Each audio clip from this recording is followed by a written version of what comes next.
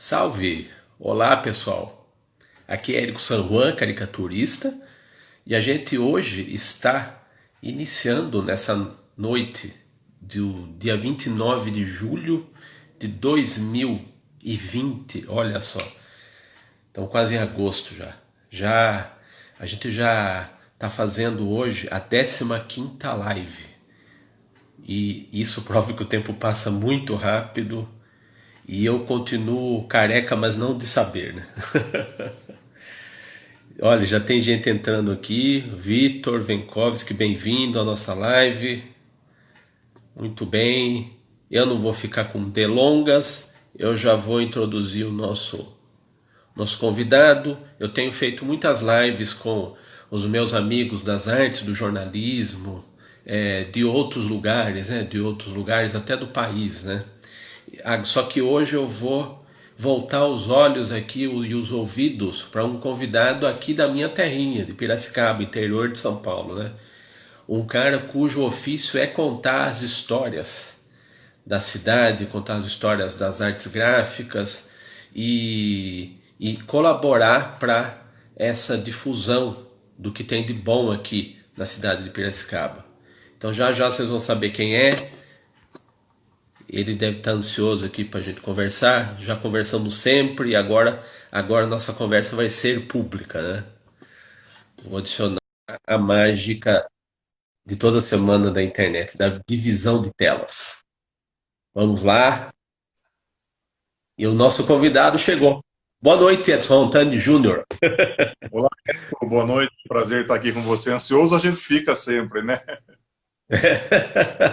E olha que você tem a prática da comunicação, né? De soltar o verbo no timing preciso e correto, né?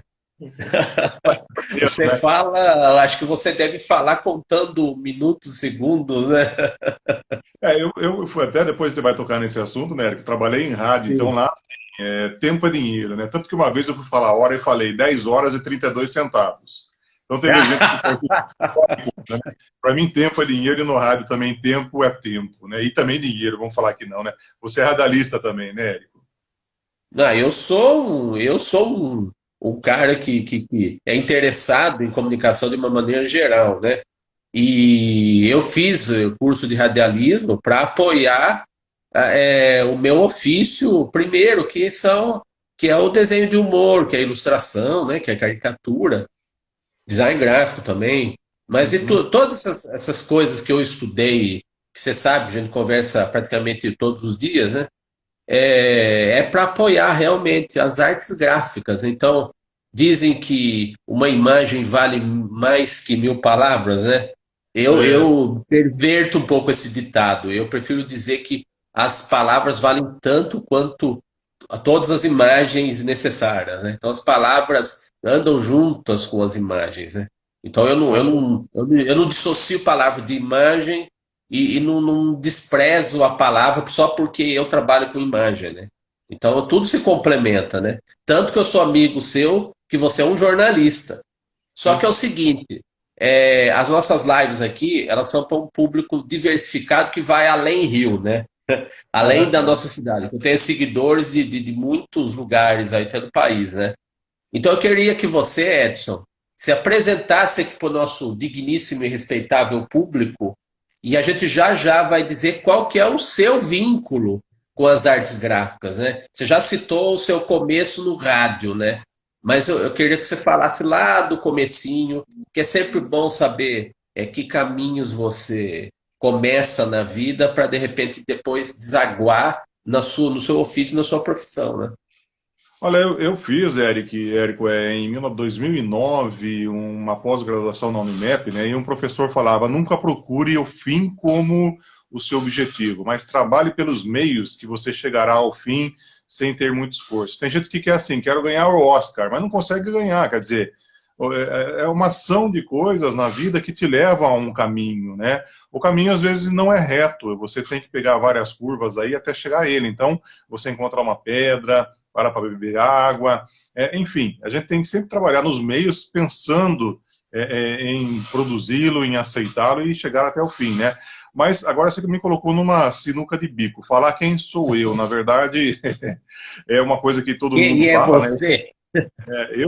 Na verdade, sou o filho do Edson Rontani, que acredito que tenha sido aí uma pessoa bem famosa na cidade, já é falecido em 97, né? 20, tá indo para 23 anos, né? Na verdade, eu comecei, acho que como você também, viu, Érico? Eu comecei em 1979, tinha lá meus 11 anos de idade, desenhando. Olha só, parece que eu tenho cara de desenhista, não sou desenhista, viu? Comecei desenhando charges num jornal chamado Jornal do Povo, aqui em Piracicaba, né? Era dirigido pelo Paulo Marcum. Tínhamos na época o Cristiano Dil Neto, Walter Puga Júnior, Emílio Moretti, uma equipe legal que trabalhava nesse jornal. O jornal, na verdade, era e não era. Assumidamente não era, mas era do João Herman Neto, prefeito na época. Ele não tinha espaço nas mídias aqui, né? Tínhamos todo aquele mar de lama, aquelas denúncias que surgiram na época.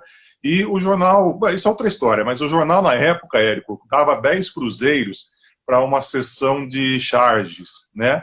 Meu pai viu aquilo e falou, desenha e leva lá, né? Saiu uma vez, pegamos 10 cruzeiros, fomos torrar, eu e meus primos fomos torrar lá na Praça José Bonifácio. Época de fliperama, saía para gastar 10 reais, hoje seria o quê? Nem sei te dizer, 50 reais mais ou menos, entende?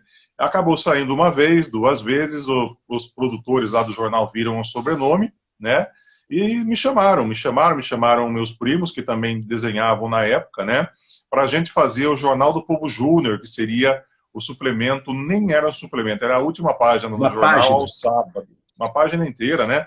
O Standard, né? Uma página inteira aos sábados sobre tudo aquilo que a molecada queria ouvir. Eu tinha 11 anos, né? E daí para frente foi. Em 84 comecei a trabalhar na rádio difusora. Uma outra passagem, se você me permitir, eu lembro que em 83, a dona Antonieta Rosalina Los Pedroso, né? Cunha Los Pedroso, né? Me chamou, né? Eu tinha meus 13 anos, acho, mais ou menos. Me chamou, na verdade ligou na minha casa, falou com minha mãe e falou, tem um emprego pro seu filho. Eu falei, ô pai, eu tava louco para comprar, para trabalhar, Érico. Porque é aquela coisa, adolescente, né, quer uma calça jeans, não tem dinheiro, o pai não pode pagar, quer comprar um tênis, etc e tal. Aí nós marcamos com a dona Antonieta lá no Jornal de Piracicaba, na Moraes Barros, né, a sala dela era lá em cima, inclusive, e tal, fomos lá. E ela falou, tem um emprego para você começa amanhã.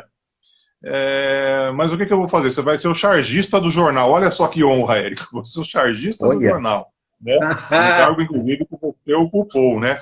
Mas eu falei para ela, dona Antonieta, eu não sei desenhar. Mas você não é filho do Edson Rontani, não é?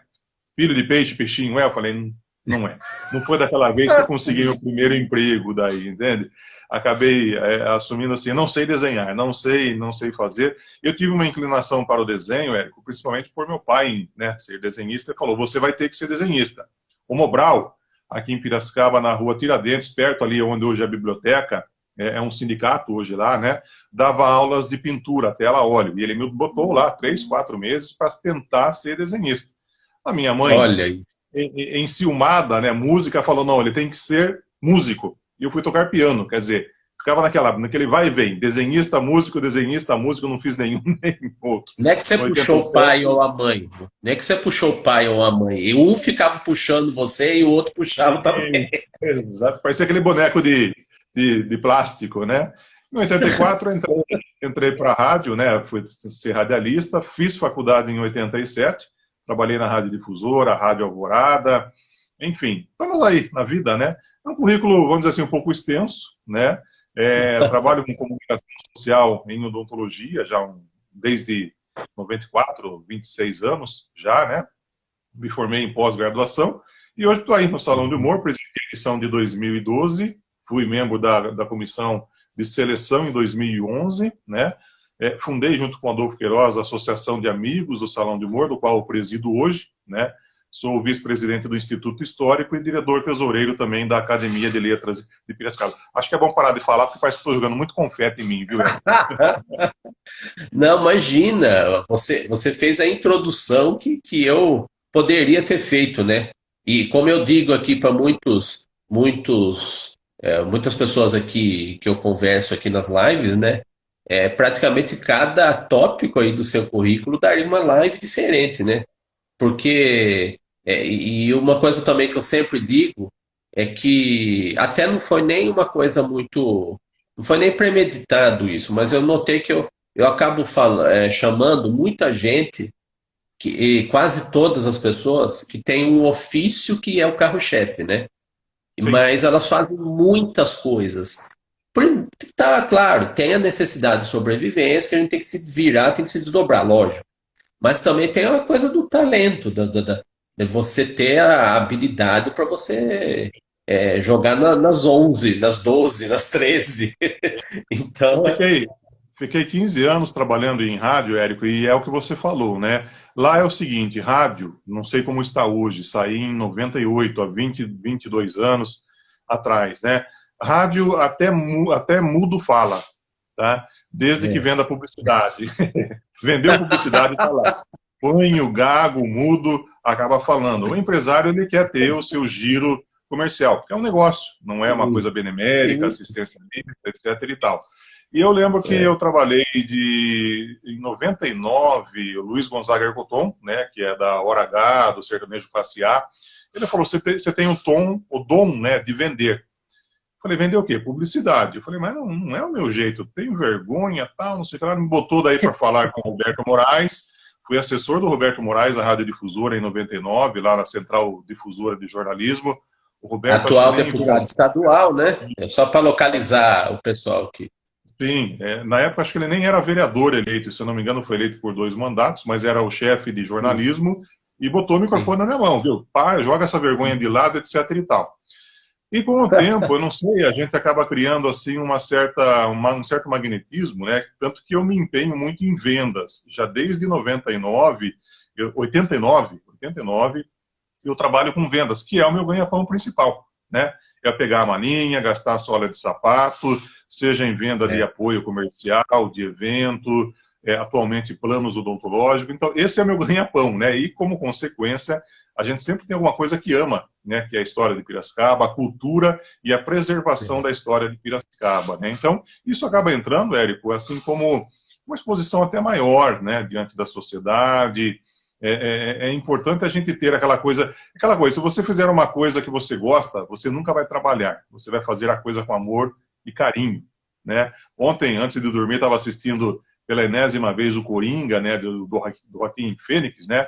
E tem uma hora lá que ele fala assim, minha mãe virou para mim e falou, filho, aproveita agora que você é criança, que quando você crescer você tem que trabalhar, né?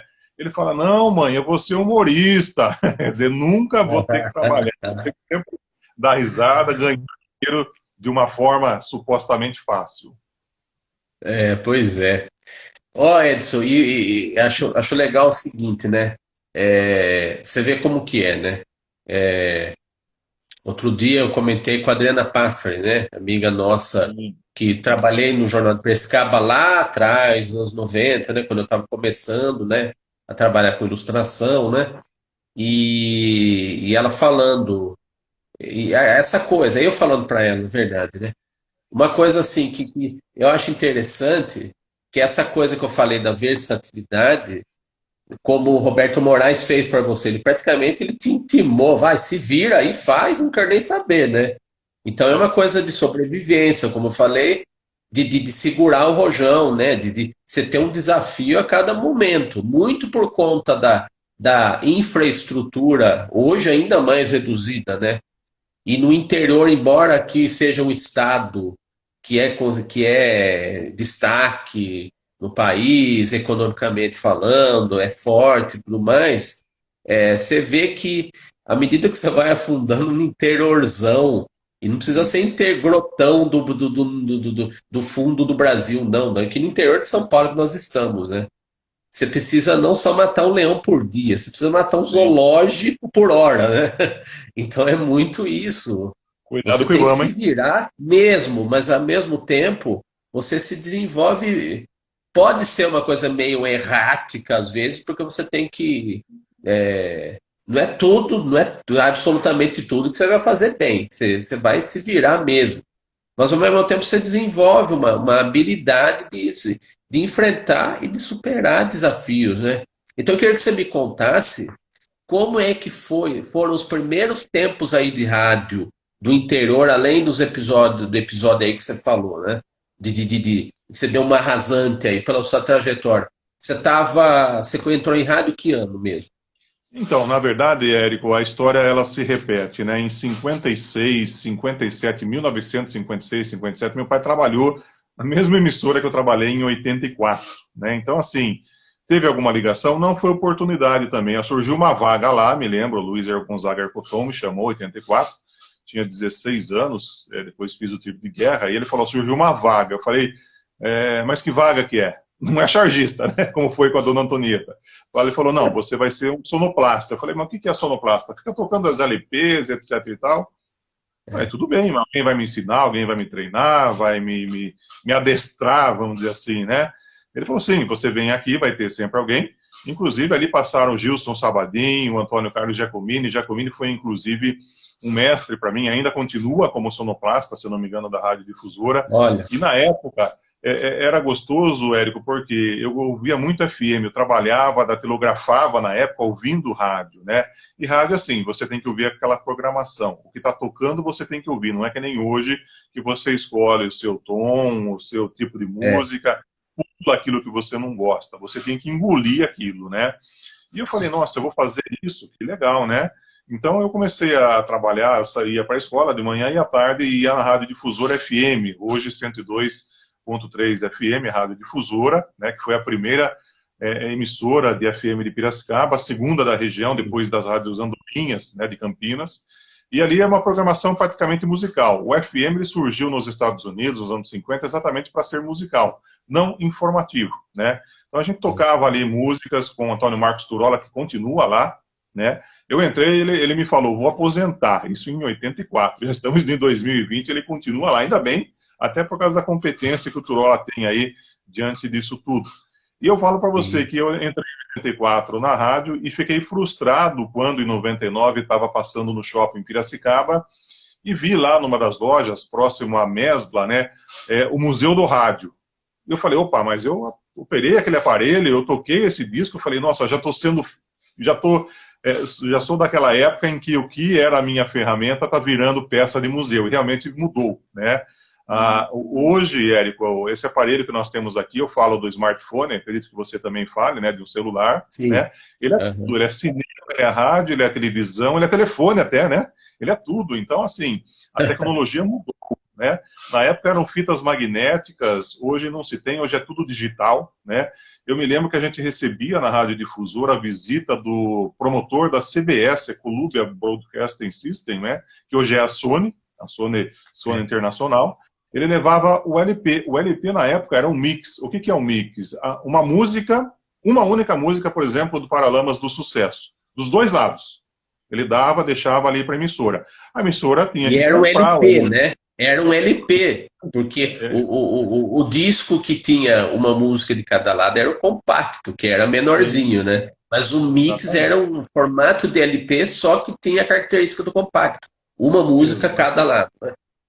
Aí a emissora, para não gastar, tocava aquilo. O que acontece quando você toca uma música uma vez, 2 vezes, 200 vezes, vira sucesso, não sai da sua cabeça. Acaba martelando, que daí você acaba virando, né? Aquele sucesso que a gente conhece. Isso tudo numa época em que você ouvia chiado da agulha do disco, hoje ninguém sabe mais o que é chiado. Muito tempo atrás eu liguei um 3 em 1 que eu tinha aqui em casa e ouvi aquele tec, tec. Até que eu falei, nossa, faz tempo que não barulho, né? Aquele enroscar, o pular, quer dizer, é uma certa nostalgia, coisa que hoje a criançada não, quem nasceu nos anos 80 talvez nem conheça mais isso aí. Era mais gostoso fazer rádio na época? Não sei dizer. Era mais trabalhoso, isso sim, os aparelhos eram do tamanho de uma estante, como essa aqui que eu tenho atrás. Hoje você tem um celular que grava, inclusive grava sincronizado, imagem e som. Então, era uma época diferente, gostosa. Eu fico imaginando quando o Roquete Pinto, né, fez em 1925 a primeira transmissão de rádio, que devia ser um quarteirão inteiro apenas para transmitir aquele som que hoje é bem fálico, né? E é interessante, né? É legal você falar disso, como você está falando, e você nota o contraste até de geração, né? porque a internet foi uma revolução muito grande, né? Sim. A gente tinha. Eu sou, acho que uns 10 anos mais novo que você, né? Vou fazer 45 ano que vem. Daqui 6 meses eu faço 45. E é mais ou Quase, menos quase da mesma 20, geração. quase 20 depois, hein? Que é isso. Mas 53. assim, é. Eu apareci, eu comecei a trabalhar nos anos 90. E Sim. ainda não tinha internet. A internet começou lá no Jornal de Piracicaba, eu me lembro bem, em 97, e ainda era aquela internet de escada, né? Para você ter uma Uhum. ideia, tinha um computador na redação, um só que tinha internet, e você só podia usar 1 hora por dia, porque era caríssimo, né? Claro que o tempo passou e isso aqui ficou a nossa comida, bebida, praticamente. Você está com o celular, tudo ficou centralizado no suporte, né? E você vê que coisa maluca, né? Você sabe disso.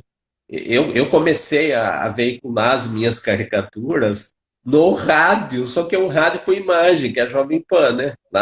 Primeiro no podcast lá do Patrick Santos, o 45 do primeiro tempo, e de uns 2, 3 meses para cá, no programa dele, que é de rádio, Conversa na Pan, mas é transmitido com imagem como programa de TV. Você ia imaginar que eu nunca imaginaria que um dia eu ia divulgar minhas caricaturas no rádio. E Sim, é rádio multimídia, não é só rádio mesmo, né? sim. Então é Hoje, como as coisas mudaram, né, Edson?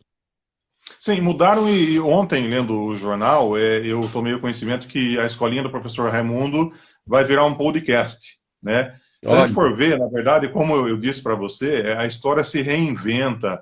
A Praça é Nossa, a própria escolinha do professor Raimundo começou no rádio lá nos anos 50, inclusive, né? O que, que era o rádio, né? Porque hoje é podcast, só que você ouvia só naquele momento. Ao vivo, depois não é, tinha reprise, não tinha, acho que nem gravação magnética, né? O podcast fica ali, esse é a facilidade do mundo digital, você pode ver a hora que você quiser. A mesma coisa que a nossa entrevista. Quem está vendo agora, ótimo. Quem não puder ver por exatamente. um compromisso, outro está vendo, sei lá, novela, um outro compromisso, pode assistir depois 24 horas, né? Então, assim, é super interessante porque tudo isso muda de uma forma tecnológica.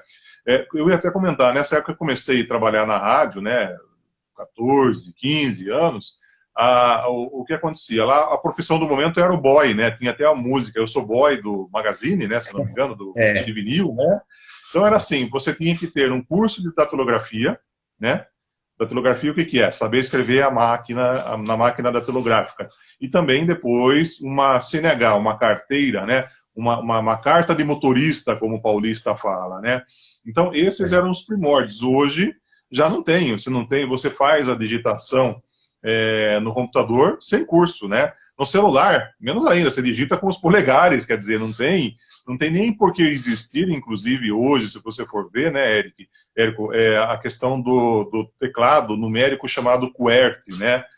Existia essa denominação do QWERTY, né, que é o sistema, porque as teclas subiam e desciam e alguém criou. Ó, tem que ser esse sistema, senão eles se encavalam ali, né? No mundo digital não tem isso. Quer dizer, o ABC, que poderia ser, só que a gente costumou, esse sistema acabou se proliferando como a gente conhece hoje, né? Tanto no teclado do celular, quanto do computador, do notebook, dos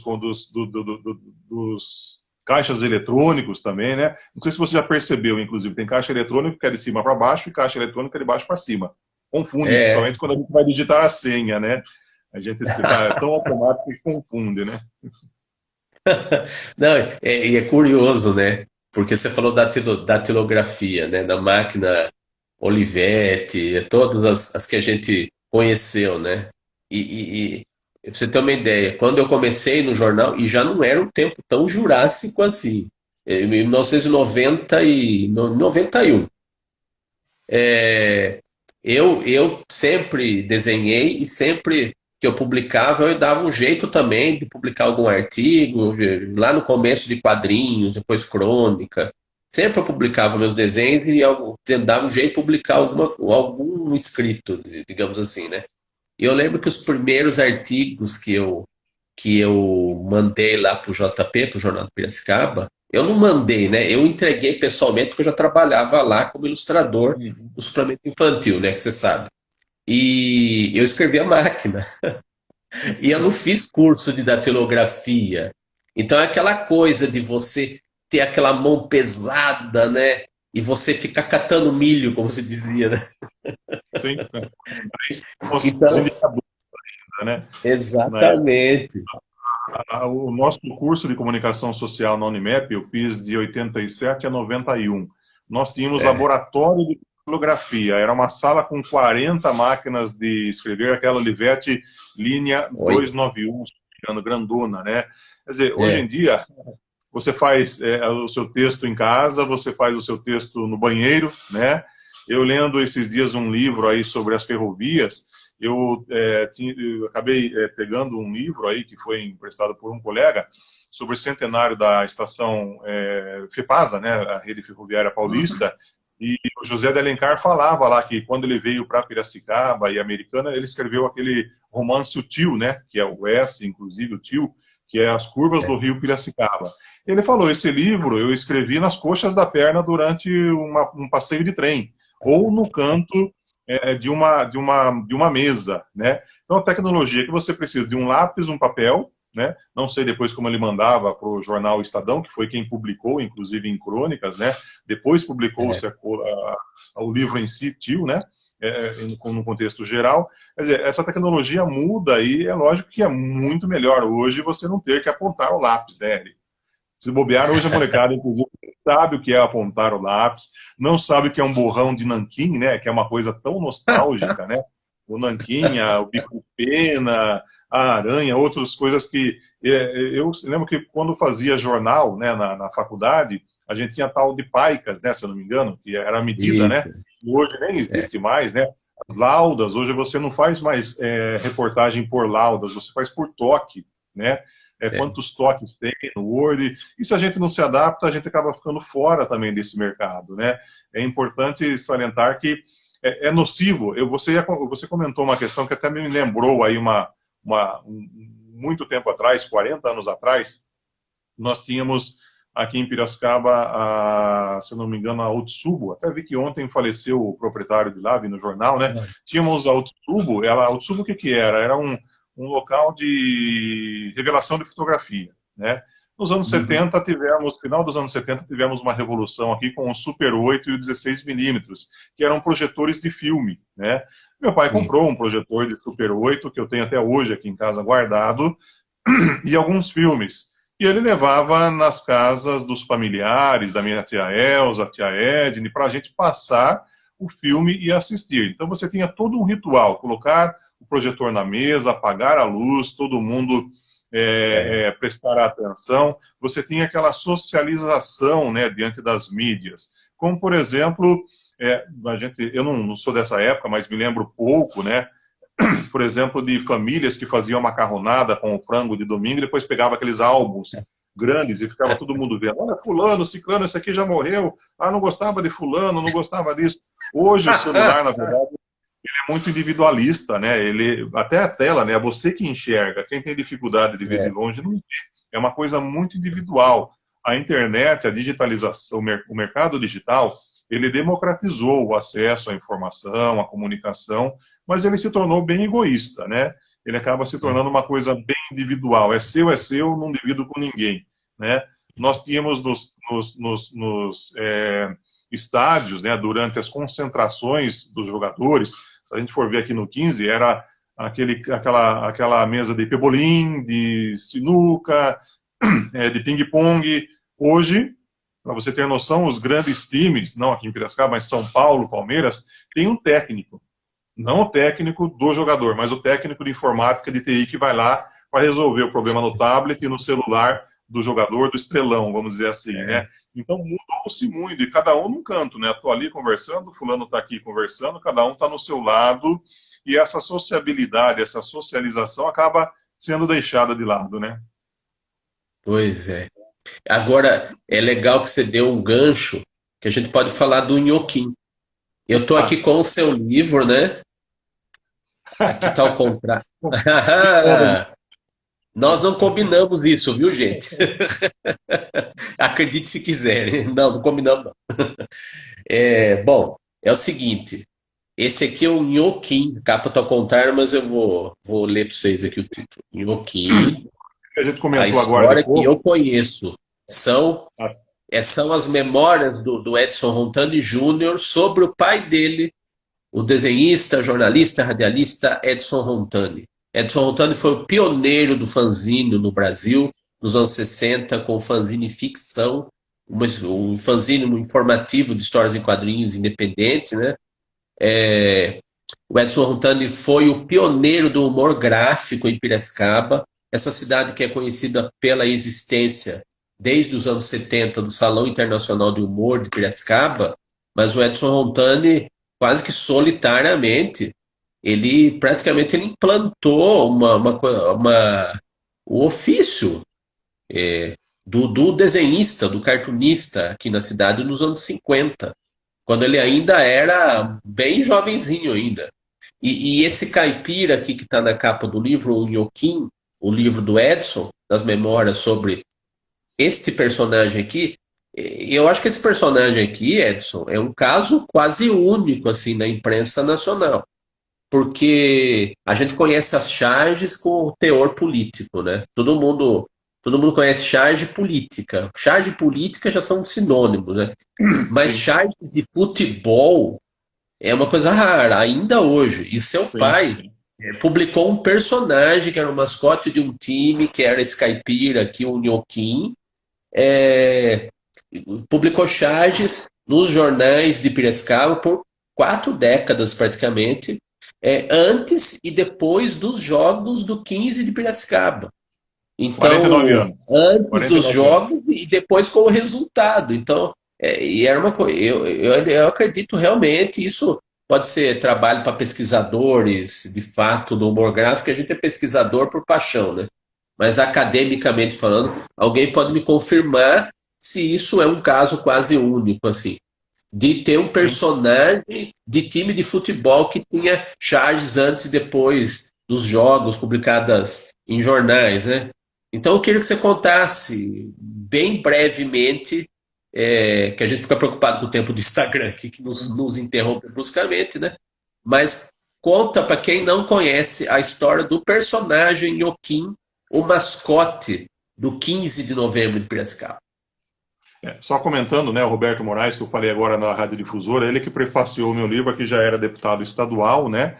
É o que você falou, Érico. Existia, assim, o 15 ia jogar hoje, quarta-feira, que normalmente tinha jogo, né? Quarta e domingo, saía no dia, e depois, 2 dias depois, saía o resultado, tá?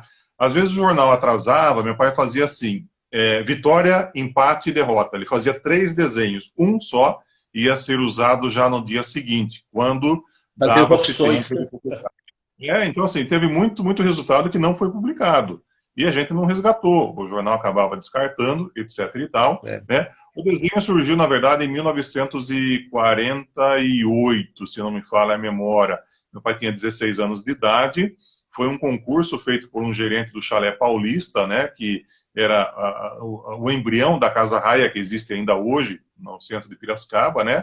E ele acabou desenhando um personagem caipira, né, até por causa do Jeca Tatu, do Monteiro Lobato, né, que era bem tradicional na época. Houve campanhas, inclusive, com o Jeca Tatu sobre o amarelão, a febre amarela, né, que tivemos aí nas preocupações sanitárias nos anos 30 e 40, e acabou se propagando. Eu sei que ele desenhou na imprensa local de 52, que foi o primeiro registro que eu tenho, inclusive, nesse livro, até janeiro de 97, um mês antes dele falecer. Então, se você for ver, quase 50 anos desenhando aí, e ainda hoje, muita gente fala, Rio Piracicaba tem o ícone, a pamonha, o Rio Piracicaba, o 15 também o Nhoquim. Né?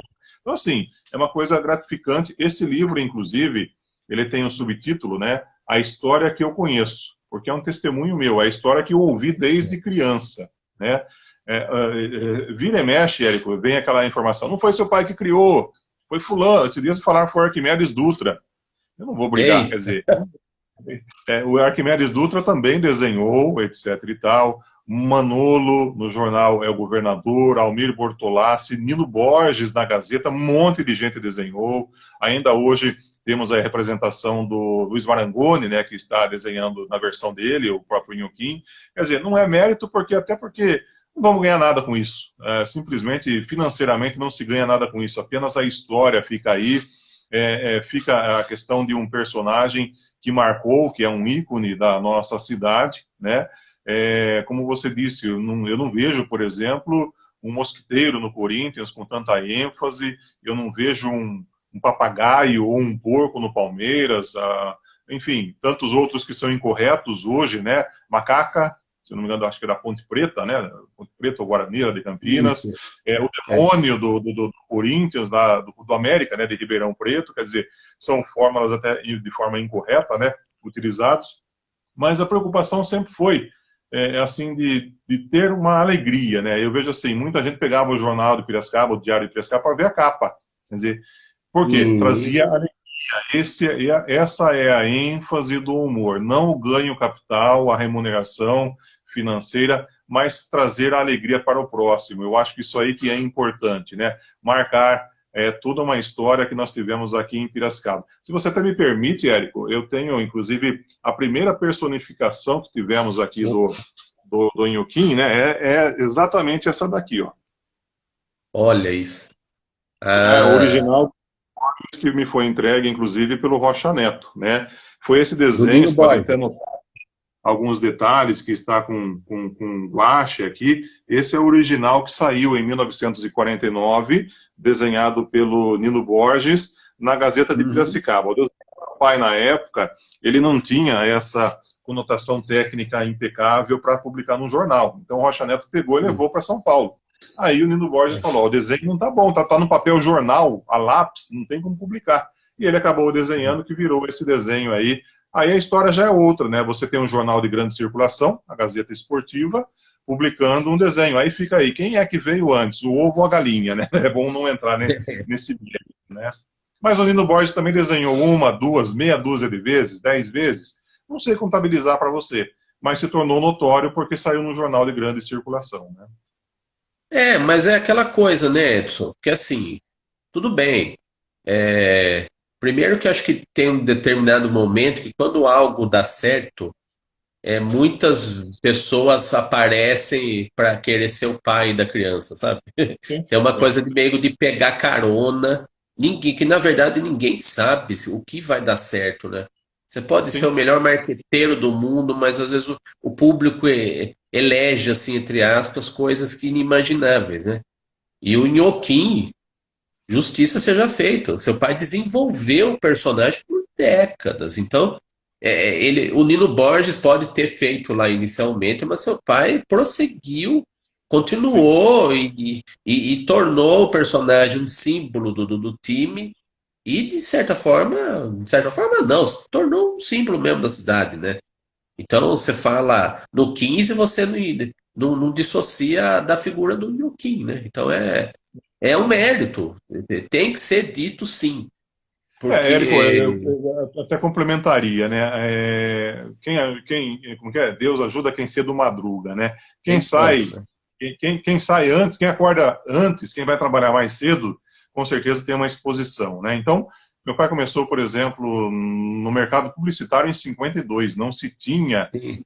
na tecnologia de hoje. Eu lembro que ele fazia com o seu Eugênio Losso, pagava com o seu Eugênio Losso, fazer os clichês, pagava do bolso. Clichê é a matriz do desenho de uma fotografia, né? Para publicar no Jornal de Piracicaba de forma gratuita. Quer dizer, assim, não era qualquer um que tinha esse ímpeto de fazer. Eu até levanto uma bandeira, mas não faço muita questão. Por exemplo, os primeiros salões de humor de Piracicaba foram criados por ele também, já em 70, né, 4 anos antes desse salão que nós temos aqui, renomado, o Salão Internacional de Humor, né? Ele criou uma exposição física na Galeria Brasil, né? Eu me lembro de estar acompanhando diversas vezes por ele, tem até os originais aqui, que você já viu pessoalmente, inclusive, né?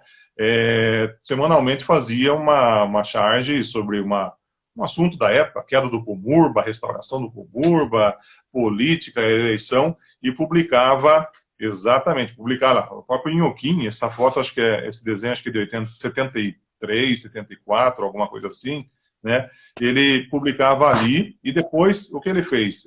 Ele e o Rudinei Bassetti, que era um primo nosso, né? Um primo nosso, ele acabou 4 anos de trabalho que ele acabou fazendo, criando o primeiro salão de caricatura em 74. Isso alguns meses antes do Salão de Humor ser fundado, né? Fez em 74, 75, sozinho, como você disse, né? Uns trabalhos conjuntos aí de uma exposição não autorizada do Belmonte, né? Com algumas charges antigas do Belmonte. No segundo foi com o Renato Wagner, um grande artista aqui em Piracicaba. Se eu não me engano, acho que foi no terceiro que foi o Renato Wagner, e no segundo foi o Rudinei Bassetti. Como ele tinha bastante mural desses daí, acabou fazendo o salão internacional, o salão de caricatura na Pinacoteca Municipal. Só que é como a gente disse, uma andorinha só no País Verão.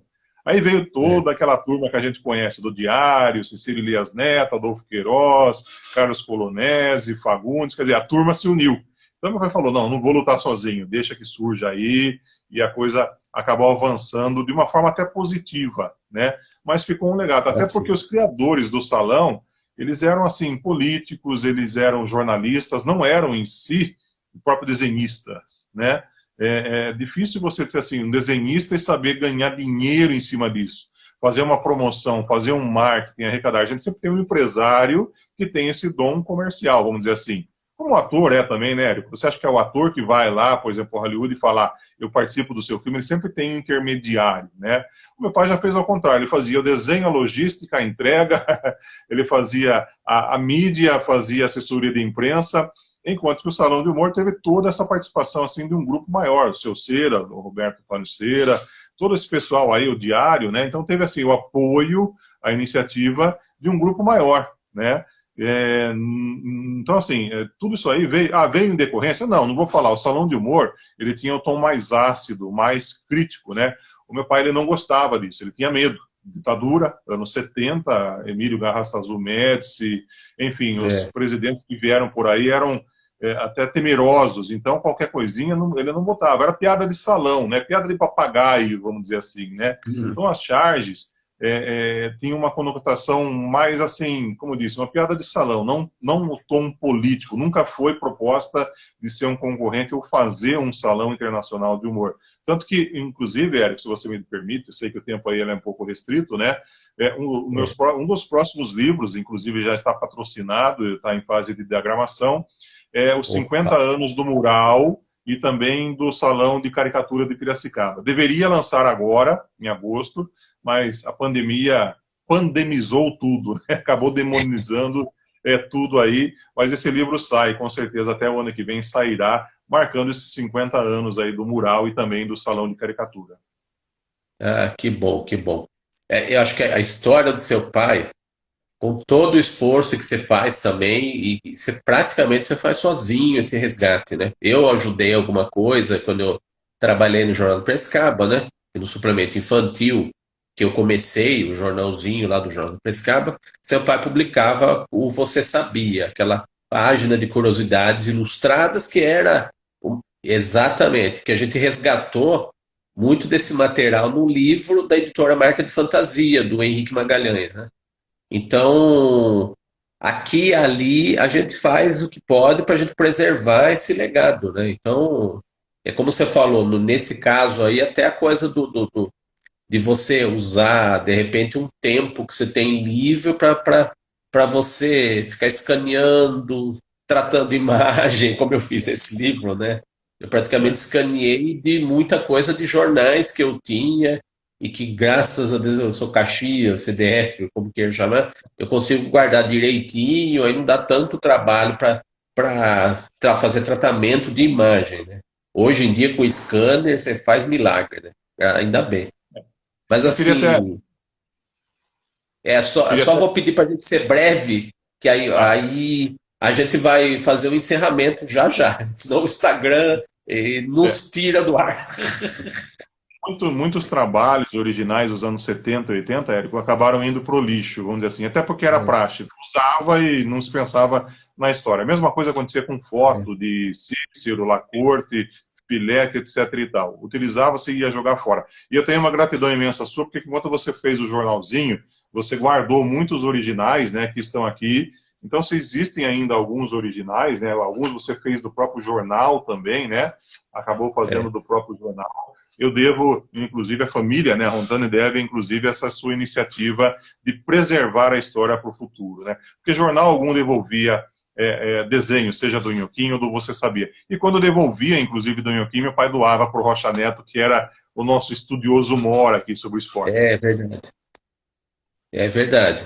Mas assim, jornal é uma coisa perecível. Aqui na cidade ainda não tem uma entidade que digitalize os jornais, como, por exemplo, estão fazendo lentamente lá na Biblioteca Nacional, né? Se privilegia os jornais das capitais, né? E no interior ainda não tem uma entidade, uma associação que seja para fazer esse trabalho ainda. Eu espero que alguém levante as mãos, a consciência, o que seja, para fazer esse trabalho. A gente sabe que é penoso, que é difícil, mas alguém precisa fazer. E a gente, dentro das nossas possibilidades, a gente faz a nossa parte, digamos assim, né? Então é por aí, assim. Edson, aí eu queria o seguinte, a gente já vai ter que se despedir, né? Como eu falei, cada tópico aí do seu vasto currículo daria uma live nova, né? Eu espero que em breve a gente possa fazer uma parte 2 aí, né? E como eu falei, eu sou CDF, não é só promessa de pescador. Eu cumpro as minhas promessas aí, você sabe disso. Então eu queria que a gente já se despedisse e dê suas palavras finais aí e indica para o pessoal como te achar. E assim o pessoal conhece o trabalho do seu pai, o seu trabalho e tudo mais. Dá aí os seus contatos, suas redes sociais e vamos para os finalmente, né?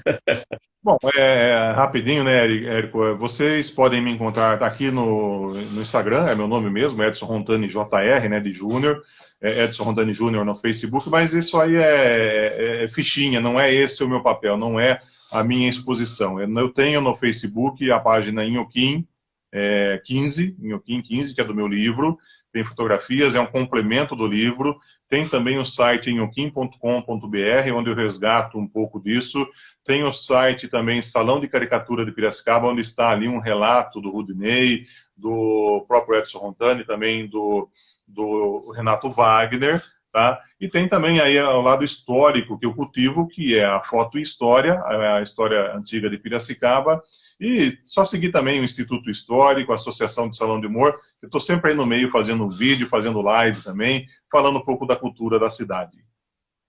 Boa. Muito bem, Edson. Queria te agradecer, não só por você aceitar esse convite aí para fazer a live, mas principalmente pelos anos de amizade, pelas nossas boas conversas, né? Pela amizade, enfim, por tudo que você fez de bom por mim também. Eu espero que eu tenha, de alguma maneira, retribuído esse bem que você faz. Que a gente trabalhou junto, não só a gente trabalhou junto, sempre tivemos conversas bem legais, assim, às vezes ácidas, mas como bons amigos a gente dilui, toma um sal de fruta e dilui essa acidez toda. Você está falando com um caricaturista, então alguma palavra, às vezes, mal colocada pode soar mal, então a Não, gente vai relevando e vai se conversando e vai se admirando também. Cada qual com o seu trabalho, que a gente faz com empenho, com amor e vamos tocando em frente. Com ou sem pandemia, vamos seguir em frente aí. com E eu certeza. só vou dar um recado final, para a gente fechar a tampa mesmo, por causa do Instagram, né? Essa live já vai estar disponível daqui a pouquinho no meu IGTV, né? Como o Edson falou, as lives ficam disponíveis nos nossos canais, né? No meu caso, essa live, todas as lives no IGTV, já já, e até o final da noite no meu YouTube. Então, até a próxima semana. E Edson, até a próxima conversa nossa. Valeu! Obrigado, Érico. Boa noite aí, obrigado. Boa noite para todo mundo!